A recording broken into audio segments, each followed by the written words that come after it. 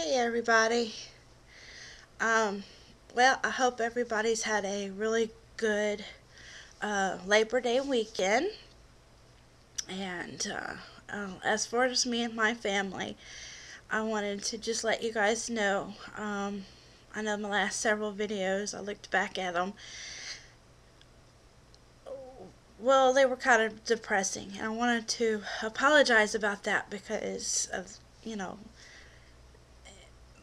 I'm sure a lot of people had their own problems that they're dealing with without listening to me and all my negativity.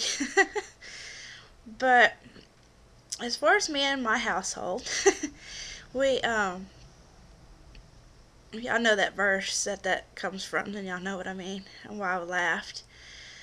But we had a pretty good Labor Day weekend. We especially enjoyed having Kirk home, even if it was just for half of a day. He still had to go in and work for a little while, which he was not happy about. And I know a lot of us agreed that he needs to find a new job and things like that. And he did, without me, mentioning anything about it or anything like that, he did tell me that the reason he doesn't, he's concerned about the economy as well. And that if he could find a job where he's making as much as he's doing now, that he would jump on it because he feels stuck. He says he hates feeling stuck. So that's where we're at right now with all of that. He's clearly just as miserable and unhappy as the rest of us, and so, anyways, don't want this video to be negative. But anyways, our Memorial. Why do I keep wanting to say Memorial Weekend? Our Labor Day weekend. Like I said, he had to go into work for about half a day, and he came home and he took a nap as usual. What else is new? Um, and then he we got up and we watched a movie together, one of the new Jackie Chan movies, which was quite different. I'll put it that way. And we watched that movie and stuff while Cheyenne was out playing with some of the neighborhood friends and stuff. They're older girls. One of them's like in the fourth grade, and her little sister's in like second grade and stuff. And so she was out and about playing with them for a few hours, and then Kirk heated up and did at the grill outside. And he cooked up some potatoes. He cooked up some corn on the cob and some okra. He tried it on the grill and stuff, and some tinfoil as well. And then he grilled up some barbecued boneless ribs, and that was what we did together. We just kind of hung out, and he cooked dinner and stuff for me. I got dishes to go do that I just didn't feel like doing them.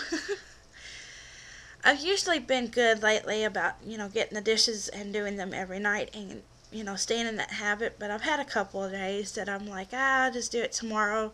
I have all this time to myself and whatnot.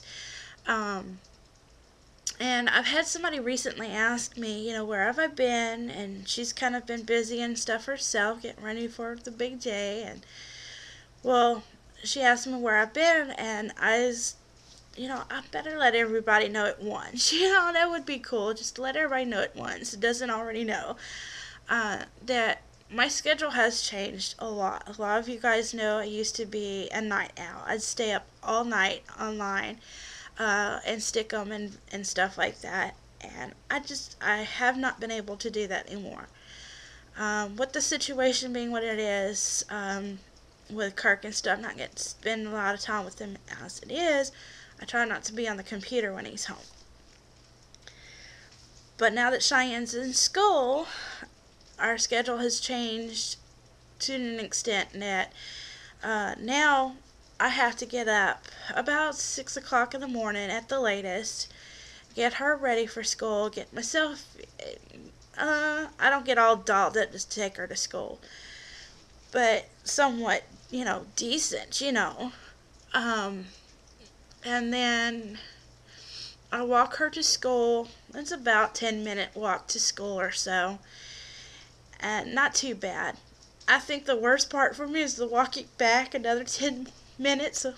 And like once I get up to the hill at the end of the street there, it intersects right there at my street. I'm like, ow, my legs are protesting. It's so painful.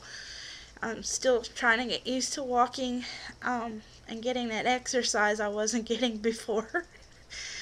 But so needless to say, I had to get up much earlier than I'm used to. I go to bed a lot earlier than no later than 12 o'clock. Because like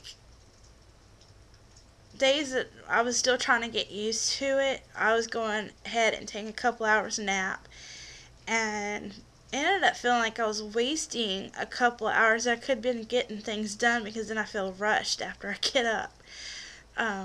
Meant to do one room a day and try to keep up the house, and for the most part been able to do that. Now Cheyenne's stuff is in here in the living room. So we took all her toys out of her room, and she's having to earn one toy a day back, which she's not been doing so well with yet. She seems like she earns 2 toys back and has 2 good days, and then she has them taken back away because she misbehaved. It's been a real struggle with that, like I said. But I guess between the getting used to this new schedule and just the real icky way that I've been feeling, the housework has just been like, do I have to? And I've been trying to take advantage and getting out of the house when I can too, which the bus rides takes forever. I mean, it takes all day to go one place, and I really have to time it just right so that I'm back over here at least by 2 o'clock, go pick her up again. My schedule now is, like I said, anywhere from like 7:30 when I finally get home till about 2 o'clock that I have free time. And that's 6-7 hours or whatever that I have free time seems to go by so fast. Before I know it, it's time to go pick her up. So I don't really have time to be on the computer in the evenings when I usually used to. And I've been reading a lot more too. I've got one book I'm reading right now called The Club Sandwich by Lisa Sampson. It started out okay. A bunch of big words and politics type stuff, but it's getting a little bit more to where I can understand what's going on and everything. It's kind of like the main character's diary.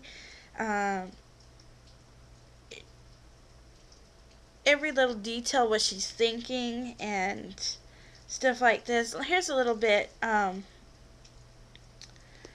It's like the writer Lisa writes the synopsis on the back of the book like a letter. It's like a letter from her. She says, "Hey friend, do you know what it's like to give 100% and still feel like it's not? And you're not enough for anybody? To be caught between caring for an aging parent and raising young children. I've lived in that place for 4 years. Ivy Schneider, which is the main character of the story, lives in this place too, and she isn't at all happy about it. Her husband Rusty spends 10 months a year on the road singing in a gospel quartet, and her mom gets sicker every day, requiring increasingly more care and time. Ivy's dad took off years ago but still comes around for free meals. Her brother and sister are more than happy to let responsibility rest on Ivy's shoulders, and maybe she can handle it all if only her darling 3-year-old terror, Trixie, would just go on the potty. Who will take care of Ivy while she takes care of the world? No one, it seems. Then Ivy runs an ad in the paper to find folks like herself." Anyways, it just goes on. She says, "If your life is about caring for others, I dedicate this book to you. Welcome to the club. You're most definitely not alone." So I felt like that I could relate to this one to some extent, even though I'm not taking care of an elderly person. But yeah, thank y'all for listening. God bless.